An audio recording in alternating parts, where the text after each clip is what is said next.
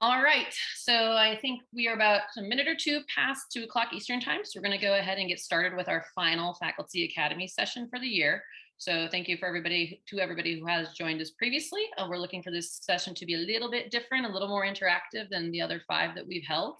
So I'm going to take care of a few housekeeping items, and then we'll kind of walk through our panelists and how the session is going to be formatted. So before we dive into that, so a few housekeeping items that we are going to cover. See, is going to be okay. So today's session is being recorded and it will be shared with registrants post event.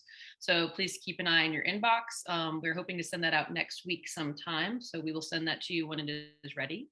Secondly, during the session, if you have questions or comments, you can ask verbally by taking yourself off of mute or via the chat box, which I'll be monitoring throughout the session. There is also a raise your hand feature that we'll keep an eye out for and kind of call you out if you do that.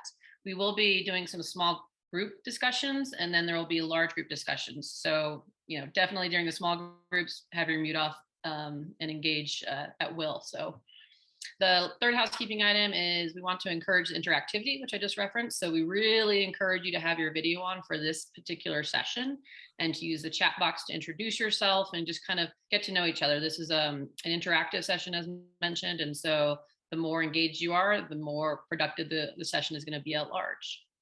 So that is it for housekeeping. So we're going to dive into our format. So we're going to start with our session panelists. So as referenced in the material, we do have 4, recruiters to a certain extent who are joining us today. So I'm going to introduce each of them and they're going to kind of quickly introduce themselves. So we're going to start with Ashley Black, who is with Seninger. So Ashley, if you want to share a little bit about yourself. Sure. So nice to meet you all. I'm Ashley Black. I'm the manager of talent acquisition as well as organizational development for Seninger Irrigation and Hunter Industries. I've been with the organization for a little less than a year and a half now. So really excited to be here and can't wait for the discussion. Well, thank you for being with us, Ashley. So, and I think you go by Ash generally, yes, right? Correct. Yes. Either works though. Yeah, so, and kind of similar, Christine Cottrell is going to be also joining us with Lindsay, and Christine goes by Chris, I understand. So Chris, if you want to share a bit about yourself. Sure thing. Yes, well, I've been in talent acquisition for approximately 25 years through various industries. I told the group earlier, I've been in the irrigation industry for all of 90 days, but the information across all industries doesn't vary too much outside of skill sets. So I'm really excited to be here. Great. Well, thank you for joining us again. So then we'll move on to Patrick Coop, who's with Jane America. Patrick. Hello, everyone. My name is Patrick Coop. I'm the VP of HR for Jane America. I started with Jane Irrigation over 12 years ago as their HR manager at their plant in Fresno, and have progressed through all the other entities that are part of Jane America, which includes Jane Irrigation, Jane Distribution. Heavily involved in recruiting, especially at the higher level, and looking forward to talking about this today. Great. Thank you, Patrick, for joining us. And last but not least is Teresa Parra from Netafim. Hi, Teresa Parra. Nice to meet everybody and be back again this year. Executive Director of People and Development for Netafim North America. Been with Netafim for about 2.5 years now. Of course, it's been an interesting 2.5 years. I've been in ag manufacturing for over 14 years and have had talent acquisition and recruitment responsibilities for the entire time. And so we do have another person here that helps out with our recruitment. We are growing. We've hired over 40 people year to date. And for a 280 employee organization, 40 people is a lot, right, in 5 months. So I'm glad to be here and hear from everybody. And let's make this a fun 45 minutes.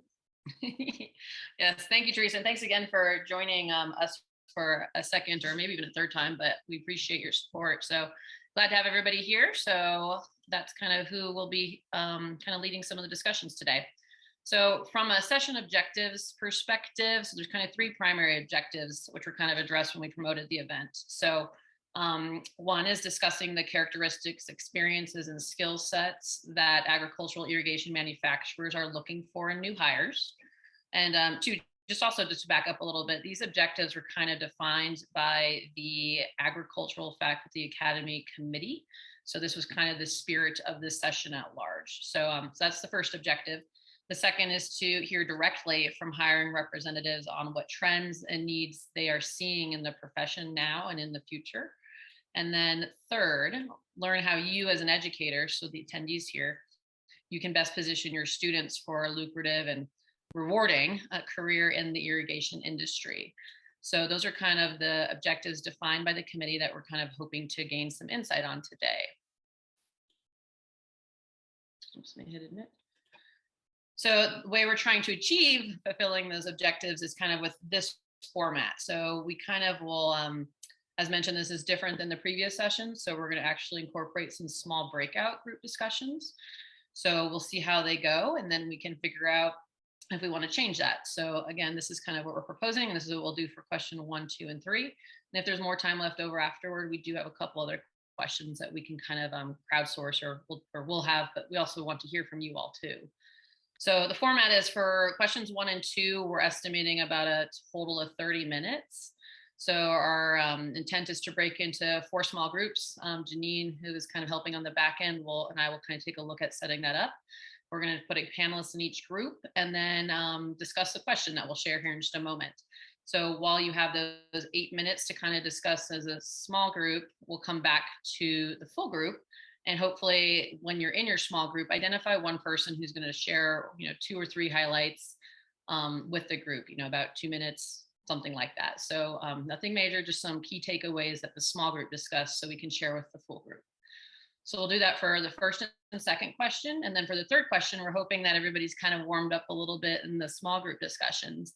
And we'll come back to the full group and we will do a full group conversation so you can hear from all the panelists simultaneously and hopefully from yourselves as well. So we're allocating about 20 minutes for that. Again, if we have more time, we'll get into more questions. So that's kind of the flow for the day. So Janine, I can't really see the chat right now while I'm kind of doing some of these things. Are there any questions right now from the participants? Let's see. Here it is. Oh, doesn't look Tad like it. And Tad and Charlie were introducing themselves. Thank you very much, guys. Yes.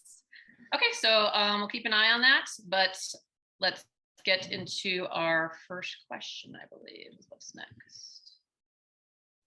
Okay, so the first question that we kind of settled on is what general and specific skill sets are irrigation employers looking for from graduates and applicants to successfully be hired in your company or group? So just for the industry at large. So this is the first question. The panelists have this as well. So, and I'll give everybody a minute to maybe take some quick notes before we break into small groups. So take note of this question. Now we're going to work on putting everybody into small groups. All right. So from what I can tell, at least it looks like everybody's back. So welcome back to the full group. As mentioned, we're just going to look for a representative to kind of quickly give 1 or 2 key findings from the discussion. So I left the question up here for y'all just for reference. So Patrick, since why don't we just start with you since you're top of mind. So somebody from Patrick's group wants to just share 1 or 2 things.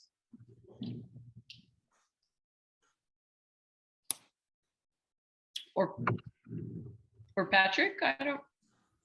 You do it or someone from the group? I can share. A lot of the issue is people want to design, but nobody wants to be hands-on. So Gotcha. That's a big struggle. And then on the sales side, water management is what they're looking for. Great. Well, thank you, Amy.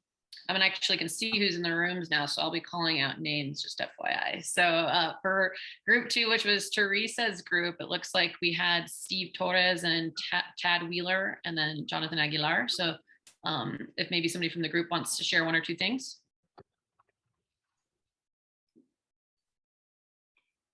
Steve, Tad, or Jonathan?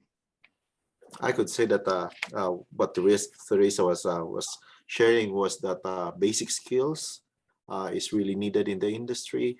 Just knowing what they're going to deal with, well-rounded. Of course, it's still there. And what really struck me was that agriculture is still a personal in-person based relationship is still very relevant. So those skills that are needed for the students is still very valuable. Great. Okay, great. Thank you for sharing that. So we're gonna move on to room 3, which was Chris's room. So I had a David Ross. Let me know say this name wrong. Is it Lemon? Wait. And then Jacob LaRue. So Jacob's on our committee, but so David or Lemon, if you wanna somebody share something. Well, this is Lemon or David. You can go as well, but whichever. Sure. I guess I'll start and then David can chime in. I thought that the main takeaway from our group was that really engineers were needed, and that in all different areas, kind of that everything from mechanical to more electrical and testing as well as design. So and just making sure that we have the folks that can actually do the technical work. Great, thank you for sharing. Okay, then I think our last room, so Ashley, I know you were kind of leading that, and it looks like Charles, I think maybe one of the other participants has exited, but so Charles or Ashley, if you want to just share some highlights from your conversation. I'll let Charles share. Sure. Yeah, so Ash shared with us, the fact that, someone coming in isn't necessarily going to be expected to be a product expert right off the bat, but having a big picture sense of like how the business operates, who some of the key players are in the industry, how to work, especially with the Gen Z coming into the workforce, how to work and have, some emotional intelligence and work with other people that, are different from you or that are from a, different generation. Coming into the manufacturing side, having knowledge of like the lean manufacturing, quality control, those sorts of aspects. And then we ended our conversation talking about, people having a positive online presence, especially with, all the social media stuff. And that was just stemmed by a question that I had from an experience with some students. So it was a good conversation.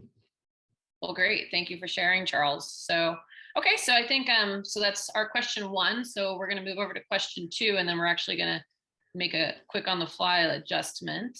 Oops, let me go back.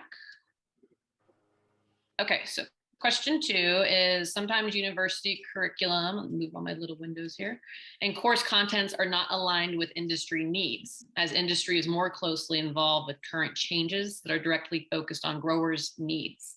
What can be done to bridge this gap? So basically, sometimes there's a disconnect, right, between what is going on in the curriculum and what is actually being, needed out in the field. So that's what this question is going to be. What we're going to do is we're going to actually combine and do 2 breakout rooms. So you'll have 2 of our panelists in each of the rooms. So we're going to do a little shuffling, and then I'll send everybody out to the group. Again, we'll give about 8 to maybe 8 minutes or so for that. And so we'll send out some broadcasts too. So give me one moment and I'll kind of start making some moves here. So, okay, great. Okay, great. So this was again, question 2 here. So if we want to get a representative from each of the groups, that would be great. So I can't remember exactly which recruiters or panelists were paired up.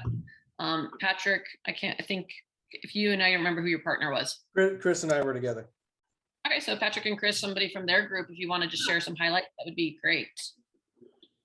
Let me pull up the. So in that we had, let's see, there was a Jason Mallard, David Ross, Amy Oliver, or Ahmed.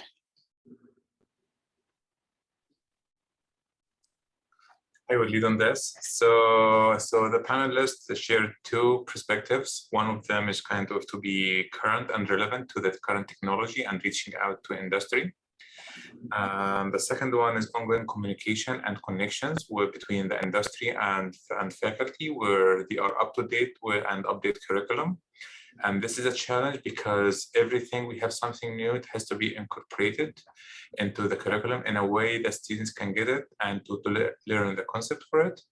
But the both both connections are sharing that these are really important and this can be done through IA. And in that case, this would be the mediator between feeding all the updates from industry to faculty members. And in that case, incorporating the technology to new students. Part of the challenge as well, David shared, is some of the programs of irrigation engineers shutting down because of the small number of enrollments, and most of ag engineers shifting to biosystems, where it's kind of a larger umbrella. And I'm going to follow up on this because there is a recent paper that published, there is a significant decline in number of irrigation engineers over the states, which would be a problem. And I think we have to take an action to increase and train young generations in irrigation engineers and technology adoptions as well to deal with water shortage around the United States and around the globe. Great. All right. Well, good. It sounds like a lively discussion. So glad that was. So thanks, Ahmed, for sharing with that and your group's behalf. Sure. So for the second group, we had Teresa and Ash. So somebody from their group, which I had a Charles, Lamone, Steve, Tad, and then Jonathan Aguilar.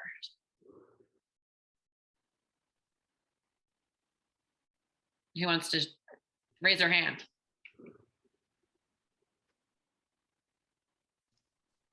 I'll jump up and talk. You know, we went over some good points about connecting industry with a classroom by, you know, having inviting as educators, inviting industry in to come in and be be part of a panel in our classrooms, internships, and then inviting industry to be part of our advisory board. So a lot of us, you know, for career technical education, we have like an academic advisory board that really ties, you know, our programs to industry.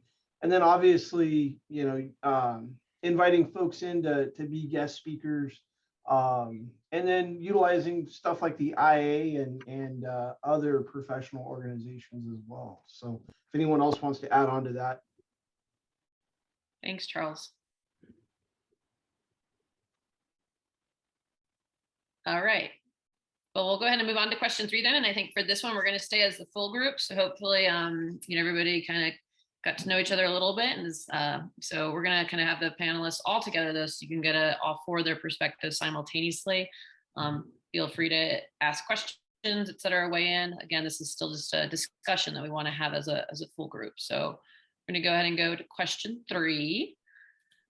Which is, okay, do you foresee an increase in automation within the industry, thereby decreasing the need for people working in the field? Will there be a shift in the types of jobs needed?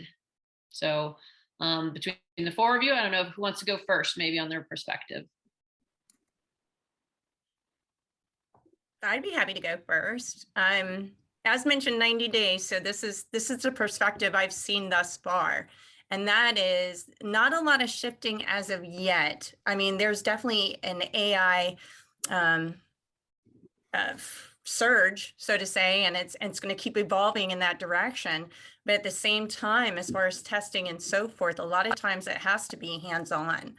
And on top of that, speaking for my own organization, due to, you know, logistics problems and you know, a lot of the things with the type of material needed, we've had to adjust and, you know, find workarounds for a lot of things, which has required a lot of hands-on. So yes, you know, this is something to consider as we go down the road, but at this moment, it's not affecting us too much. We still need people in the plant. Great. Thanks, Chris. Sure. Patrick, Teresa, or Ash? I'll go next. So yeah, I kind of see this, what we're kind of seeing is kind of a double, not to say it negatively, but like a double-edged sword here. On one hand, there is a growing demand for comfort with, you know, all kinds of hardware, computers, smart devices, tablets, different platforms and things like that for sure. And I think part of that is because we've seen this kind of real extended, right, tightening of the labor market and drought when it comes to labor, really, that, to Chris's point, you have to adjust. You don't have a choice. When it's an extended period, you have to be able to still be efficient and productive with what you're doing. So it has required, I think, for us to kind of speed up and expedite sort of that AI and technology, bringing it in. And we start to then see a decline in the cost of that automation and technology. So that's a positive thing. And then in that case, there is a slight shift, right? Because then the stuff doesn't just run on its own forever, right? The devices. So you do have to then fill that need for the new jobs to make sure those devices are running properly and are being effective. On the other hand, I feel like, as we've already talked about in the breakout rooms, that there's still the need for people in the field and those relationships and being able to do the field work. And there's always going to be the need, I feel like, for labor, for example, for system installation. That's a labor intensive activity. And I think also like just servicing service personnel that are highly technical and being able to be comfortable in the field is super important. So I don't think that it's ever going to go away. Like automation is not going to take over the industry, but certainly I think we're seeing a shift, although I don't think it's drastic. So I think troubleshooting and things like that are going to stay. Basic electrical knowledge and things are going to stay, and actually be an increasing need. Like we've heard that, you know, irrigation engineers, right? They're shrinking. So we need to find a way to get young folks interested, right, in the needs that are out there still. So. Great, it's fantastic. Thank you, Teresa, for your perspective. Patrick or Ash? Yeah, I'll jump in real quick. You know, I think automation is something that's impacting virtually every industry right now. And I think there is going to be a dramatic shift in the types of jobs that we'll be recruiting for in the near future. To Teresa's point, there's always going to be, those machines don't last forever. Those robotics don't last forever. There's a level of maintenance that's going to be required. You know, so I don't necessarily see the need for, I don't see these jobs completely, I don't see jobs disappearing or going away, but I think there's definitely going to be a shift in sort of what the actual jobs are and the tasks that folks are completing and whatnot. You know, I know specifically at Senegar and, and Hunter Industries, we've invested a lot in robotics, and we're investing a lot in, things to help us scale quickly, reduce the number of headcount, things like that. So I think it's something that's definitely top of mind too, in order to stay competitive in this, in this landscape as well. So great. It's interesting with digital transformation and technology and, AI. It's going to be interesting to see what happens within the next, decade, 2 decades. Great. Thanks, Ash. And actually, I do see a question from Ahmed. So I think you raised your hand if you want to go ahead and ask. Yeah, I have one question and one comment. So I'm going to start with the comment first for the number of decreasing and the need for people. What I'm seeing right now, we are in highly intensive agriculture area where corn, soybean, rice, this is the most dominant crops, cotton, peanuts start to come to play. And what I'm seeing is like agronomists / irrigators / technology, something combined with something. So it's not full automated system, but you have to understand agronomics, you have to understand soil relationship, you have to understand irrigation. And this is where I see the trends here right now in hiring. So this is one of the comments I'm adding to this part. And I have a question to Christina. You mentioned that you have 10 years of academia, then you shifted to industry. So can you share with us your experience on working in academia versus industry? Oh, absolutely. Well, I worked for a university called Bellevue University in Bellevue, Nebraska. And to me, it's not a traditional university, at least not when I joined. It was one of the first online universities, and it was very business oriented. I mean, we were constantly working with employers to find out the newest trends so that we could keep our curriculum, and we adjusted accordingly. I mean, because honestly, before we went online, we were looking to close. So we had to make adjustments. So by the time I got there, that's the way it went. And although that university is a nonprofit, again, it still had a very business focus. I mean, education is an industry too. And so in order to, attract students, I'm sure like most universities are doing today, they're changing the curriculum. They're determining what degrees are still relevant or popular or what the needs are out there. So maybe I'm not the best to ask as far as what the differences are, because it really wasn't too much of a change to go into industry after that educational experience. Great. Thank you. You're welcome. Thanks. And then Patrick, do you want to kind of give your thoughts on this third question? Yeah, so I'll start in the plant and the manufacturing. I've been in that for over 12 years, and just during those 12 years, I've seen a huge increase in automation, and that has resulted in a reduction of headcount. And we have to. I mean, most of us are working with our manufacturing plants in California because the majority of the customer base that we serve are here. So you have to do the manufacturing here. Otherwise, you're shipping across. And we all know what supply and shipping costs nowadays. So you sort of are stuck to have to do it. And you're in a state that has mandated a 50% growth in minimum wage, and that has not covered it either. So we've all had to go much higher than that. But I've seen a reduction due to automation in the plants. Out in the fields, we always try to become more productive. I see that automation is changing things, yes. It may change the amount of irrigators that you have, because a lot of times you could do that now with the push of a button, from your smartphone or computer or wherever it is. But it's never going to go away from, as Teresa was saying, you still have to have your construction crews to install and do things. You still have to have repair crews.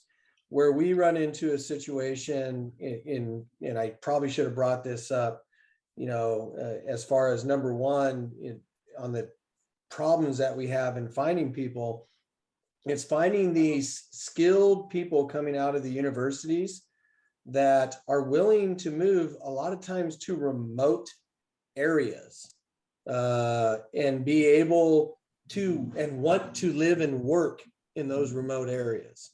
I got kids that graduate from Cal Poly in San Luis and they want to stay there. I get it. I love that area. Okay. I'd want to stay there too, but that's not reality if you want to get into irrigation, right? Unless you go into Santa Maria or Paso Robles. So that's some of the problems that I see. That's great. Great. Any other kind of comments from the panelists or anybody at large? There was a question that popped up in the chat.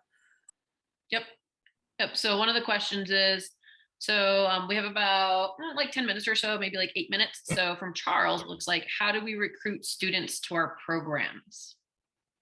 Any insight from the panelists? Come on, Ash, you need to speak up.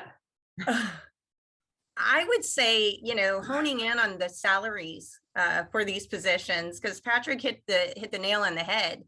We're in Lindsay, Nebraska, population 400, and we are, like, for instance, we're looking for a galvanizing manager to relocate to this town of 400, and the two cities next to it are not that appealing to most. So we have struggled really hard, but we also will pay very well. We have a strong benefit package.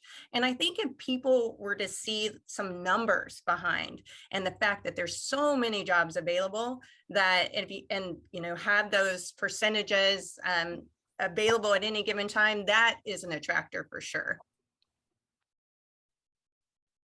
I think that's a good point that Chris makes. As I was listening to everybody's input, if you really look at it very broadly, there's such a range of jobs available in the industry. It's everything, right? It's everything. It's business-minded people.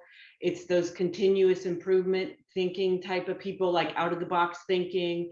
It's in the field, get dirty, maintenance, people, construction, all that people. It's design, it's automation. It's like all the whole things, right? Plus, we're a business. So we have finance and we have, people, and we have all the things. So IT, right? So I think that also just letting students know, or potential students, that there's, you could have more interest in the soft side or the business side or the technical side or the whatever side, and there's a job for you in the industry. Yeah, I mean, one thing is you need to recruit in your local high schools. I'm an ex-high school principal, and the recruiters that came in and recruited from colleges, armed services, whatever, they got people. And colleges that didn't come in, they didn't get people. End of story. So investing in recruiters to go into your, not even local, but into high schools and recruit, that's a big thing. I think we're all, though, dealing with something over the last 2 years that we don't really understand what we're getting into here. And that's with the desire of kids coming out of colleges to be able to live and work where they want to live and work. And that's going to be a problem, especially in our industry, because you can't really do that. You need to be, living and working on the farm where the farm is, and that's not always the most appealing. So that could be a problem there too. Yeah, great point. Great point, Patrick. So related to, I think, one of the comments you made and given your experience as a high school principal, Jonathan put a question in here: to invite industry to the classrooms, with or whom do we usually start that inquiry? So if they were trying to go to the schools, do you have any recommendations on who they could contact? Yeah, I mean, you could contact career counselors. Everyone has academic counselors. Depending on the size of the high school, it could even be, if it's a smaller high school, it could be the principal. It's whoever and I don't know many high schools that don't have career days, even nowadays. Maybe more virtual, but they're getting back to it. And quite honestly, as someone who was in that position, we were looking for people to come and try to do career days, that were relevant. So, it's a two-way communication. I'm not blaming them. They shouldn't be blaming us, because we all pretty much stink at it. We need to get better at it. But it's there for those who want to take. I know that my daughter, she went to Grand Canyon University, and Grand Canyon University in Phoenix invests a lot in recruiters going out everywhere to recruit. And that's why that university is blowing up, because they put the money into that recruitment. And, you get what you put into it. Great. Thanks for those thoughts and comments. So we got just a couple more minutes here. So it looks like Tad submitted a question that I'll throw out to the group. So how do we keep up with the evolution of irrigation technology in the classroom? So do y'all have any insights on how they could stay plugged into the evolution at your companies? Well, mine's easy. You got to connect with our department heads and chairs of those groups, which is very small list, and they will definitely connect you with the right people. That's easy. Yeah, my thoughts are, kind of, going back to what we discussed a couple questions ago, is, just making sure that, that connection between industry and university is nice and tight, and whether it's through panel discussions, practicum projects for students, advisory board participation, and that sort of thing. I think having a good pulse and, frequent communication between those groups I think that will naturally help, faculty stay up to date on, industry trends and what companies are doing. So I think just the frequency of that, try to engage with industry as much as possible.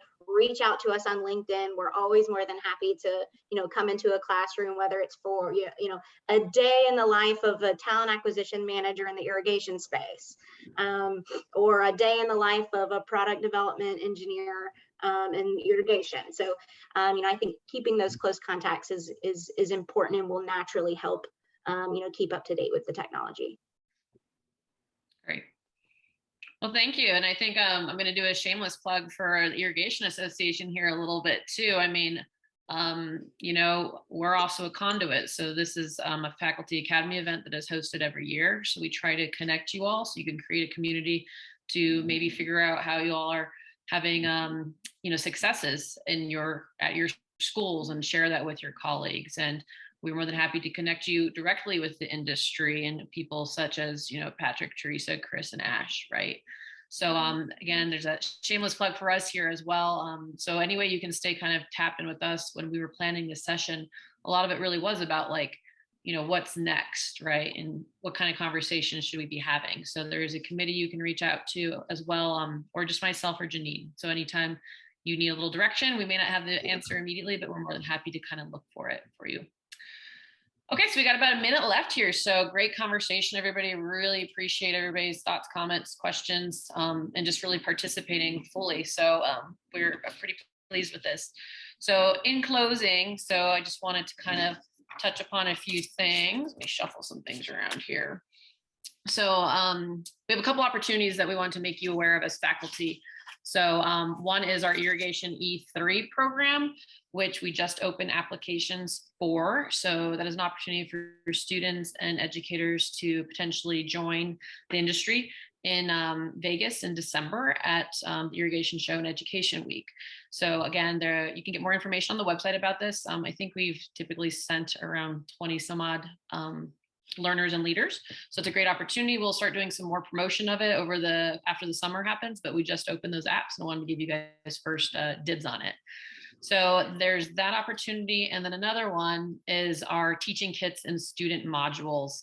So these are also available via the IA website. We have about almost 20 different topics, and there are teaching kits, and then there are student modules, and you can work them into your curriculum, and you do receive a discount as academia. So again, if you haven't checked that out on the IA website, that is another resource. One that came up here that I don't have a ton of information or a slide on, though there are career paths, I believe, under the workforce development part of the IA website as well. That kind of touches upon all these various opportunities, and like there's something for everybody kind of sentiment on there as well. So that may be worth visiting as well. So I believe that is it. So I wanted to thank everybody for joining us today. I especially wanted to thank Ash, Chris, Patrick, and Teresa for hopping on and sharing their thoughts and being open to this discussion and taking the time to join us. So thank you to the four of those people. And then also too, just thank everybody else for participating fully. We really appreciate it. And it's been a great event. So that is going to be it for the day. So the last thank you I have is actually to our sponsors. So Rainbird and Senegar, again, thank you so much. And we hope everybody has a great weekend. Bye-bye.